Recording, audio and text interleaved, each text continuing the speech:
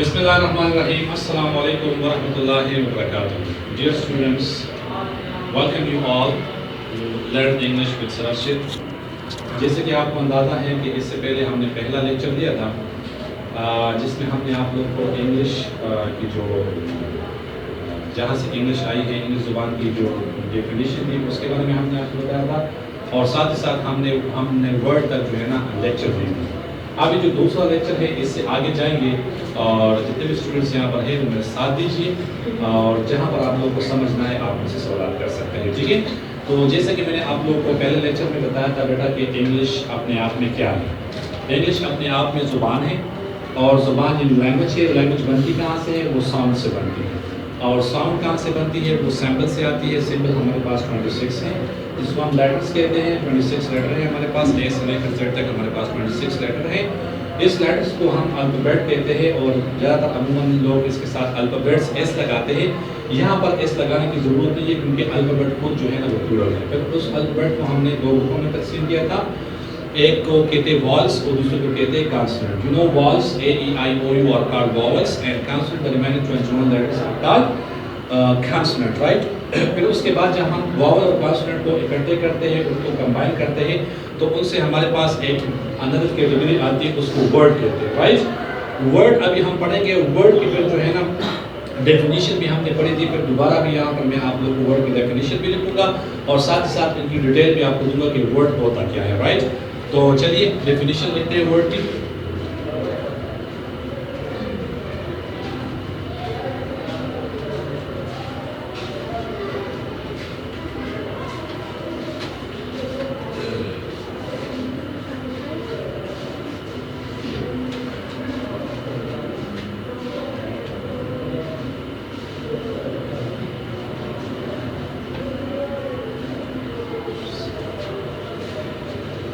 English में हमने word तक आए थे। अब वर्ड की डेफिनेशन देखो।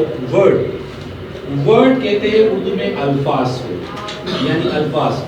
जब हम किसी मतलब 2, 3, 4 हरूफ को जब हम इकट्ठे करते हैं तो उससे एक हरूफ बनता है, मतलब एक हर्फ बनता है, वर्ड एक अल्फाज बनता है, राइट। तो इसी तरह इसकी इंग्लिश डेफिनेशन ये है, a meaningful unit of letters, a meaningful unit of letters. इसमें सबसे पहले मीनिंगफुल जो आया है इसका मतलब होगा कि जो भी वर्ड होगा ये आपको मानी देगा, ये आपको क्या देगा? मानी देगा, यानी मतलब देगा। बेटा मेरा साथ दीजिए। और दूसरा इसमें है हमारे पास लेटर्स। क्या है? लेटर। जब हमारे पास 2, 3, 4 लेटर्स को हम कंबाइन कर देते हैं, जोड़ते हैं तो उससे एक वर्ड बनता है, लेकिन वो वर्ड क्या होगा? मीनिंगफुल होगा। मिसाल के तौर पर मैं यहाँ पर आप लोगों को एक एग्जांपल लिखता हूँ। यहाँ पर मैं लिखता हूँ फैन, F-A-N, फैन। और दूसरा देखो बेटा ये फैन, ये F अलग एक लेटर है, A अलग एक लेटर है और N जो है ये अलग एक लेटर है।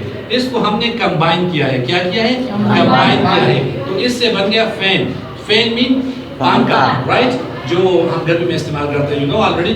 तो ये फैन ये मीनिंगफुल है, मीनिंग है, इसकी मीनिंग है कि नहीं है, राइट। अब इसी लेटर को यानी इसी लेटर को मैं डिसअरेंज करता हूँ, यानी लिखता हूँ N-P-A।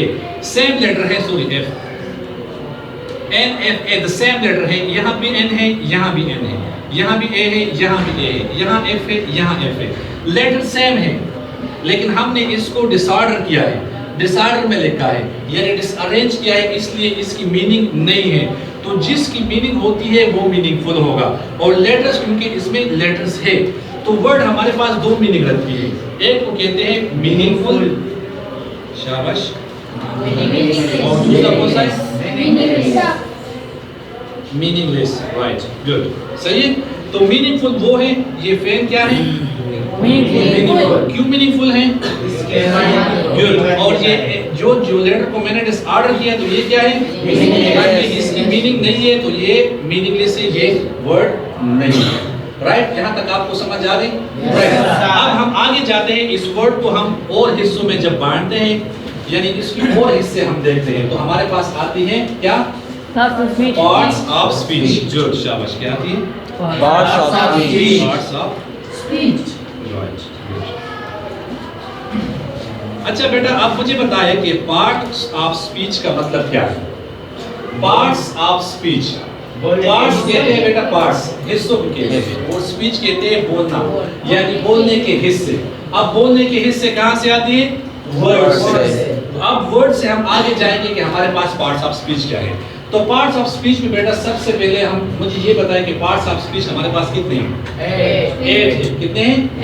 चलिए ठीक है, मैं जल्दी जल्दी लिखता हूँ, आप मेरे साथ बोलते भी रहिए। Number 1 right, number 2 right, number 3 adjective right, it doesn't matter, आगे पीछे हो सकता है। Number 4 verb, verb, number 5 adverb, number 6 preposition, number 7 conjunction,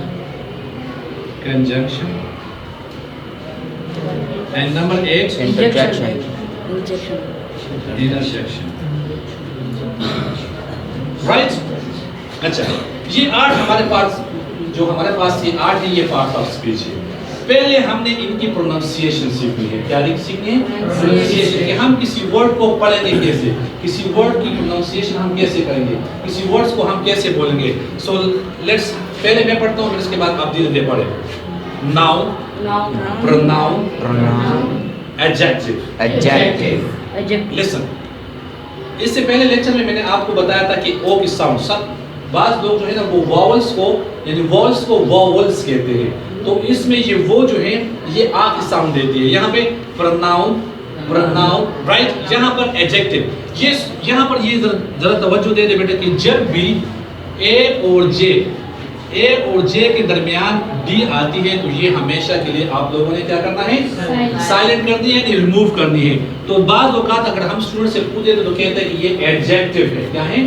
adjective. ये एडजेक्टिव नहीं है, ये डी को हमने क्या करना है? रिमूव करना है। लिखने में नहीं बेटा, लिखने में नहीं। जब आप लोग लिखते हैं तो इसमें आप लोगों ने डी लिखनी है, राइट? लेकिन जब आप बोलोगे तो इसमें आप लोगों ने डी को साइलेंट करना है, डी को नहीं बोलना है। जैसे इसमें लिखना है बोलना है एडजेक्टिव। क्या बोलना है? मिसाल, दूसरा मिसाल देता हूँ, जैसे कि हम अक्सर कहते हैं एडजस्ट, लोग कहते हैं इसको एडजस्ट कर दो, मैनेज कर दो अपने साथ इसको, ठीक है ना? सो इस ये एडजस्ट नहीं है, ये एडजस्ट है, राइट है? एडजस्ट है। तो डी को हमने साइलेंट की है। द नेक्स्ट वन इज हमारे पास वर्ब है। क्या है? वर्ब। बाद लोग कहते हैं कि ये वर्ब है, वर्ब नहीं है, ये आर जो है यहाँ पर क्या है? साइलेंट है। तो आप लोगों ने इसको बोलना है कैसे? वर्ब। क्या बोलना है? वर्ब। नंबर 5 पे आते हैं, ये क्या है बेटा? क्या है? गुड। एडवर्ब नहीं है, आर जो है सिर्फ एडवर्ब है। क्या है? एडवर्ब। ओके बेटा, जो नेक्स्ट वर्ड है हमारे पास वो है preposition. Number 6 one is preposition. बाद औकात यहाँ पर लोग कहते हैं प्रीपोजिशन या परिपोजिशन।